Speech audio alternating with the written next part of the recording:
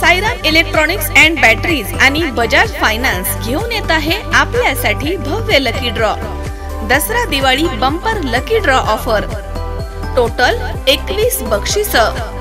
पहिला बक्षीस बजाज प्लॅटिना, दुसरा बक्षीस LED टीव्ही, तिसरा बक्षीस फ्रीज, चौथा बक्षीस मोबाईल, पाचवा बक्षीस सायकल आणि बरीच बक्षीस। ऑफर कालावधी 1 ऑक्टोबर ते 30 November. 0% down payment. Sairam electronics and batteries, Rahuri. माजी आमदार शिवाजीराव कर्डिले यांनी माझ्या समोर बसून चर्चा करावी, मग मी माझ्या 5 वर्षांच्या कार्यकाळात केलेल्या कामांची यादीच देतो। 10 वर्षांच्या काळामध्ये तुम्ही साधी एक तरी डीपी बसवली आहे का, असा प्रश्न उपस्थित करत आमदार प्राजक्त तनपुरे यांनी शिवाजीराव कर्डिले यांना चर्चेसाठी खुलं आवाहन केलंय।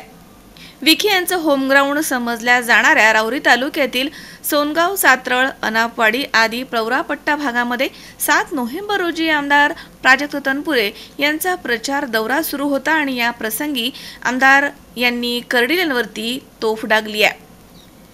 यावेळी प्राजक्त तनपुरे म्हणालेत की मंत्रिपदाच्या काळामध्ये राहुरी नगर पाथर्डी मतदारसंघात 300 ते 400 लाईटच्या डिप्या बसवल्यात, 6 सबस्टेशन उभे केलेत। विरोधकांनी निळवंडे धरणाच्या नावाखाली निवडणुका लढवल्या, त्या निळवंडे धरणाच्या कालव्याचं काम पहिल्याच टर्ममध्ये 1250 कोटी रुपयांचा निधी उपलब्ध करून देत पूर्ण केलं। शिवाजी कर्डिले यांनी 3 टर्म या भागामधील लोकांची फसवणूकच केली आहे। राजकारणासाठी नागरदेवळे इथे नगर परिषद होत असलेली त्यांनी होऊ दिली नाही। कर्डिले यांच्यामुळेच नागरदेवळे गावाचा विकास खुंटलाय। 5 वर्षाच्या कार्यकाळामध्ये राहुरी नगर पाथर्डी मतदारसंघात प्रचंड अशी विकास कामं केली आहेत। त्यांच्या 10 वर्षांच्या काळामधील एकतरी भरीव काम दाखवून द्या, असं आमदार प्राजक्त तनपुरे यांनी म्हटलंय।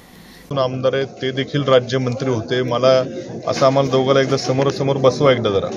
त्यांनी काहीतरी काळा गॉगल बहुतेक घातलेला दिसतोय त्यांनी डोळ्यावरती, त्याच्यामुळे त्यांना काही दिसत नाही। अरे ज्या निळवंडे धरणावरती तुम्ही 3 टर्म निवडणुका लढवल्या, नुसतं 2 वर्षात पाणी आणतो म्हणून लोकांना फसवलं, त्या निळवंडे धरणाच्या कालव्याचं काम पहिल्याच टर्ममध्ये पूर्ण तिथं केलेलं आहे। नुसतेच मंत्र्याला आणायचे, हारतुरे घालायचे आणि परत नंतर काहीच काम व्हायचं नाही त्यांच्या कारकिर्दीमध्ये। 3 टर्म या भागातल्या लोकांची फसवणूक शिवाजी कर्डिले यांनी केलेली आहे। आपण पहिल्याच टर्ममध्ये 1250 कोटी रुपयाचा निधी हा निळवंडे धरणाच्या कालव्याला आणला आणि काम पूर्ण केलं। त्या बोगद्यावरती नुसतेच खेळे मारत बसायचे नुसते। तो बोगदा संगमनेर ते राहुरी जो बोगदा निळवंडे धरणात तो देखील पहिल्याच टप्प्यामध्ये पूर्ण करण्याचं काम आपण केले। त्यांना एकदा गॉगल काढून तिथं जाण म्हणा नुसतं काय। हे 1250 कोटी रुपये आम्ही सर्व त्या ठिकाणी जलसंपदा मंत्र्यांच्या पाठीमागं लागून निधी आणला, काम पूर्ण झालं। तिथं अजून काही फॉरेस्टच्या अडचणी होत्या, त्या देखील बैठका घेतल्या आणि ती अडचण दूर केली, म्हणून आज राहुरी तालुक्यामध्ये निळवंडे धरणाच्या कालव्याची कामं पूर्ण होऊन पाणी आलेलं आहे। हे जर त्यांना दिसत नसेल तर एकदा तिथं जाऊन दाखवा। तुम्ही 3 पंचवार्षिक नुसतं या तालुक्यातल्या लोकांना वेडं काढण्याचं काम केलं। नुसतं 2 वर्षात पाणी आणतो, 2 वर्षात पाणी आणतो, नाही तर जोड्याने हना गावात येतो ना कशा वल्गना ते करत होते। पण प्रत्यक्षामध्ये पहिल्याच 2 वर्षामध्ये या निळवंडे धरणाच्या कालव्याला भरीव निधी देण्याचं काम माझ्या टर्ममध्ये महाविकास आघाडी सरकारमध्ये केलंय। ते त्यांना दिसत नसेल तर एकदा दाखवा। राहुरी बस स्थानकाचं देखील काम तिथं चालू आहे। वांबोरी चारीला कित्येक त्यांच्या 10 वर्षात नुसतेच बटणं दाबायचे, कधी पाणी शेवटी टेलपर्यंत गेलं नाही। ते देखील पाणी 10 वर्षामध्ये त्यांच्या आरक्षित पाण्यापेक्षा जास्त ओव्हरफ्लोचं जे वाया जाणार तिकडं जायकवाडीकडे जाणारं पाणी हे देखील वांबोरी चारीला त्यांच्यापेक्षा जास्त पाणी सोडण्याचं काम मी केलं। समोरासमोर एकदा बोलवा, नुसतंच बोलायला काय लागतं, भाषणं करायला काय। त्यामुळे या तालुक्यात भरीव विकासाची कामं या मतदारसंघामध्ये कित्येक सबस्टेशन केलेले आहेत। म्हणजे 6 सबस्टेशन केले। तुमच्या 25 वर्षाच्या कारकिर्दीत दाखवा एखादं सबस्टेशन, साधी डीपी तरी बसवली कुठं काय। 300-400 डिप्या बसवल्यात, 6 सबस्टेशन केले, कित्येक ठिकाणी लिंक लाईन केलेले आहेत। पाथर्डी तालुक्याच्या दुष्काळी भागामध्ये जलसंधारण खात्याच्या मृद व जलसंधारण खात्याच्या मार्फत कित्येक तलावांच्या दुरुस्तीचं काम केलंय। जिथं की तलावाला गळती असायची, पाऊस झाला पाणी निघून जायचं, ते कित्येक आज बांधव खुश आहेत की तिथं पाणी टिकून आहे। नागरदेवळे वगैरे भागामध्ये आम्ही नगरपालिका केली, व्हिजन काहीतरी ठेवून आम्ही गेलो। तेव्हा ग्रामपंचायत आहे पण शहरीकरण झालंय। तिथं नगरपालिका स्थापन केली. यांच्या करंटेपणामुळे पुन्हा त्यांनी सरकार आल्यावरती नगरपालिकेची ग्रामपंचायत केली. असं कुठं होतं का राज्यामध्ये? काय यांना आहे का काय विजन? पुढचं विजन मागं डोळे दिसतात बहुतेक. काय म्हणजे मागं एखाद्या ग्रामपंचायतीची सुधारणा करण्याकरता नगरपालिका करतो, नगरपालिकेची नंतर महानगरपालिका होते. केवळ यांच्या राजकारणापायी त्या गावचा विकास खुंटतो. त्यांनी परत ग्रामपंचायत केली. अशी कित्येक उदाहरणं मी तुम्हाला देऊ शकतो. प्रचंड विकासाची कामं या 5 वर्षामध्ये या मतदारसंघाने कधी बघितली नव्हती. इतकी विकासाची कामं विजेचे असतील, पाण्याचे असतील, इतर सुविधा असतील या मतदारसंघात झाल्या. त्यांच्या 10 वर्षामध्ये एक तरी भरीव काम दाखवावं. एक तरी.